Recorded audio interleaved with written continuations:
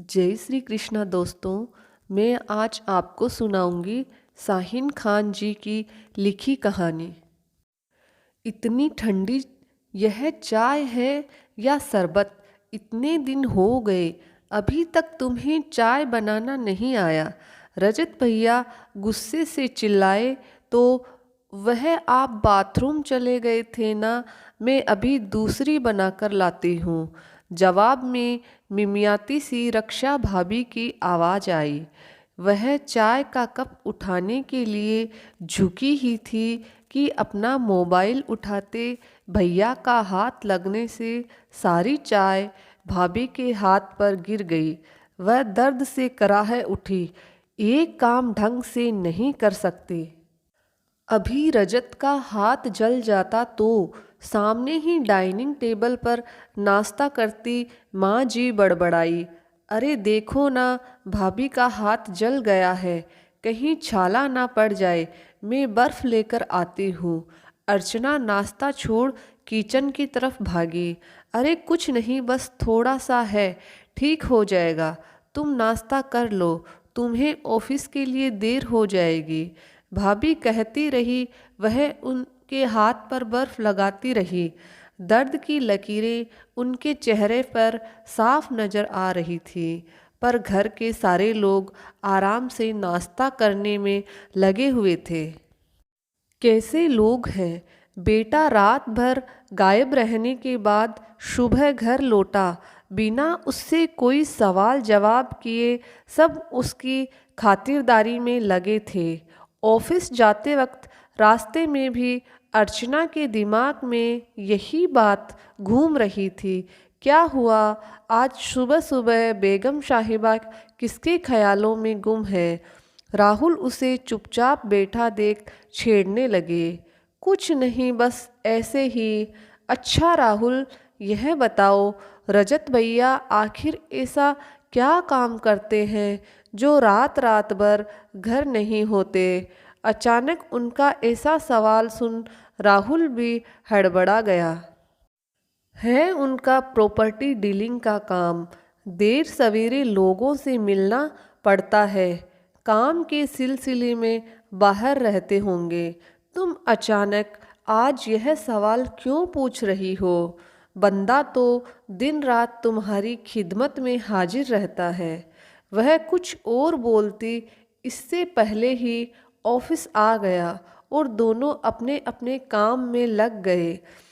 उसके और राहुल की शादी को अभी 3 महीने ही हुए थे। एक ही ऑफिस में काम करते हुए दोनों करीब 2 साल से एक दूसरे को जानते थे। जब दोनों ने शादी का फैसला लिया तो पता नहीं क्यों अर्चना की माँ राहुल के घर वालों से मिलकर खुश नहीं हुई थी। कितनी अच्छी और पढ़ी लिखी फैमिली है माँ। राहुल के पापा कॉलेज में प्रिंसिपल है, माँ जी समाज सेविका है, भैया का अपना बिजनेस है, दोनों बड़ी बहनों की शादी हो चुकी है और रक्षा भाभी उनसे मिलकर लगा ही नहीं कि वह मेरी होने वाली जेठानी है। बिल्कुल बड़ी बहन की तरह प्यार से मिली वह मुझसे। और बचा राहुल, उससे तो आप कई बार मिल चुकी है। कितनी इज्जत करता है वह आपकी। फिर आप क्यों परेशान हैं? उसे माँ की हर चिंता फिजूल लग रही थी। शायद तुम सही कह रही हो बेटा, भगवान करे ऐसा ही हो, पर पता नहीं क्यों मुझे कहीं कुछ खटक रहा है। हो सकता है यह मेरा वहम हो। तुम्हें अकेले पाला है, इतना प्यार करती हूँ, इसीलिए चाहती हूँ जिंदगी में तुझे कोई परेशानी ना हो, तू हमेशा खुश रहे। और वह राहुल के प्यार में खोई माँ की चिंता और डर को नज़रअंदाज कर अपने शादी के सुनहरे सपने बुनती रही। पर अब रजत भैया का रक्षा भाभी के प्रति ऐसा व्यवहार और मम्मी जी पापा जी का तटस्थ रहना उसे माँ के डर और आशंका की वजह समझ में आ रही थी। राहुल ऑफिस के काम से 3-4 दिन के लिए बाहर गए हुए थे। रात में सब लोगों के खाना खा लेने के बाद वह रक्षा भाभी के साथ मिलकर किचन समेट रही थी कि बुलबुल आकर रोने लगी, तो वह उसे सुलाने चली गई। तभी रजत भैया आकर बोले, जल्दी से मेरा खाना लगा दो।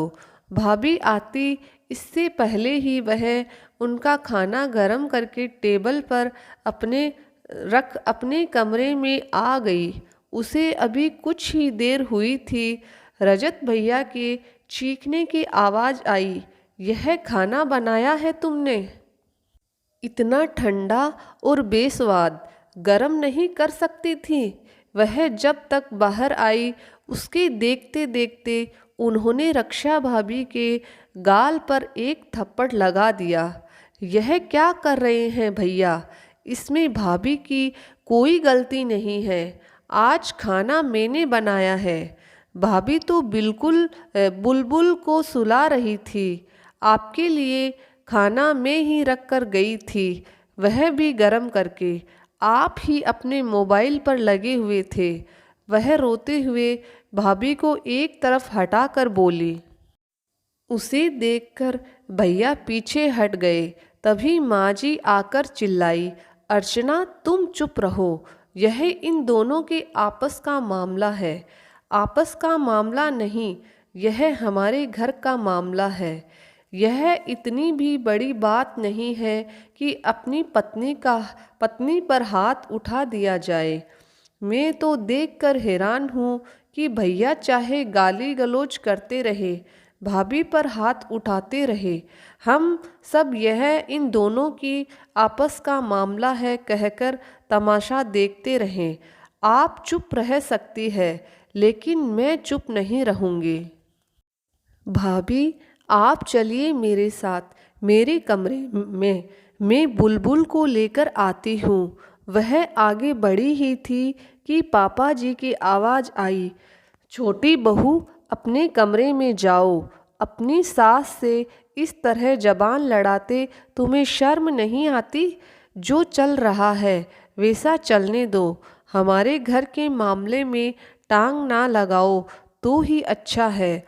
वैसे भी राहुल अभी यहाँ नहीं है, वह आ जाए तब तुम्हारे बारे में भी बात करेंगे। मैं कहती ना थी राहुल के पापा जी, यह लड़की हमारे घर के लायक नहीं है, पर आपने और राहुल ने मेरी एक ना सुनी। देखो तो कैसे बड़ों से जबान लड़ाती है। यह तो रक्षा को भी बिगाड़ कर रख देगी। ऐसे शब्द सुनकर अर्चना का खून खोल उठा। उसे समझ नहीं आ रहा था, ऊपर से पढ़े लिखे और सुसंस्कृत दिखने वाले लोग भी इतने असंवेदनशील कैसे हो सकते हैं। वाह जी वाह, औरत एक अगर दूसरी औरत के लिए आवाज़ भी उठाए तो वह बेशरम, और मर्द चाहे जो करता रहे, गाली गलौज करे, पत्नी पर हाथ उठाए, वह उसकी मर्दानगी कहलाए। अरे पापा जी का छोड़िए, वह तो एक मर्द है। आप एक औरत होकर दूसरी औरत के लिए ऐसा कैसे सोच सकती है? भगवान ना करे यही सब आपकी बेटी के साथ उसके ससुराल में हो, तब भी आप उसे उनका मामला है कहकर उन्हें उनके हाल पर छोड़ देंगे। रही बात राहुल की, तो अगर उन्होंने अन्याय का साथ दिया तो मैं उनके खिलाफ भी जा सकती हूँ। बस बहुत हो गया दीदी। अब तक यह सब इसलिए सहती रही क्योंकि उनका साथ देने वाला कोई नहीं था, पर अब मैं आ गई हूँ और मैं यह सब बर्दाश्त नहीं कर सकती। आप लोग अपने बेटे को समझाइए, वरना एक बार पुलिस कंप्लेंट कर दी तो आप लोग समाज में कहीं मुँह दिखाने लायक नहीं रहेंगे। कहकर वह रक्षा का हाथ पकड़कर अपने कमरे में ले आई। तीनों चुपचाप उसे जाता देखते रहे। जय श्री कृष्णा दोस्तों, अगर आपको मेरी ये कहानी पसंद आई तो मेरे चैनल को लाइक और सब्सक्राइब ज़रूर करिएगा।